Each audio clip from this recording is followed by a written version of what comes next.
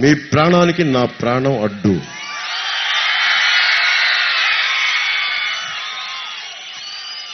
సముద్రాన్ని చెత్త చేశాడు.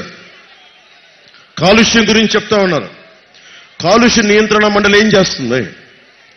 మన కనీసం బాధ్యత కదా. స్వచ్ఛమైన గాలి, స్వచ్ఛమైన నీరు, అభివృద్ధి కావాలి.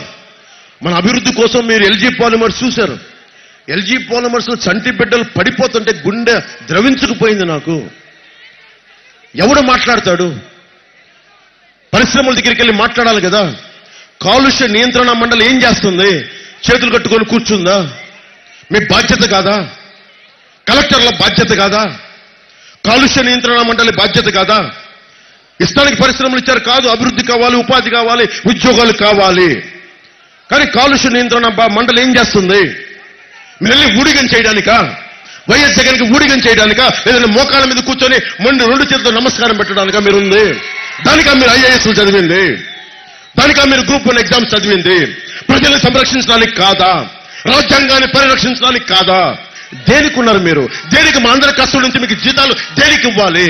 మా స్వేదం, మా రక్తం కరగబెట్టి మీకు జీతాలకి, మీ కుటుంబాలకి ఎందుకు మేము పెంచి పోషించాలి?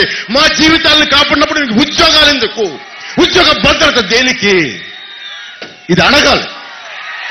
ఎవడు అడుగుతాడో మీరే అడగాలి. మీరు అడగకపోతే ఎవ్వడూ మీ మాట వినరు. రేపొద్దున నేను చెప్తున్నా, నేను పని చేస్తా. ల్యాండ్ టైటిలింగ్ యాక్ట్ ఉంది. నేనేం చెప్పాను? 2019 ఎన్నికలు ఏం చెప్పా? వైసీపీ వాళ్ళకి మీరు ఓటేస్తే ఆ గుట్ట మాది, ఆ పొలం మాది, ఆ నది మాది, ఆ వంక మాది, ఆ గెడ్డ మాది అంటని చెప్పా. ఆ రోజు నేను సరదాగా అనుకున్నారు. మొన్న ఏదో సినిమాలో మన త్రివిక్రమ్ గారు రాశారు అనుకుంటా, ఋషికొండ నుంచి భీమిలికి వెళ్లే దారిలో కొండ మీద కూర్చుంటే వైజాగ్ మొత్తం కాళ్ళ దగ్గర కూర్చున్నట్టు ఉంటుందంట. మీరందరూ ఏం చేశారంటే, వైజాగ్ ప్రజలందరూ మీరు Rushikonda can it be created again?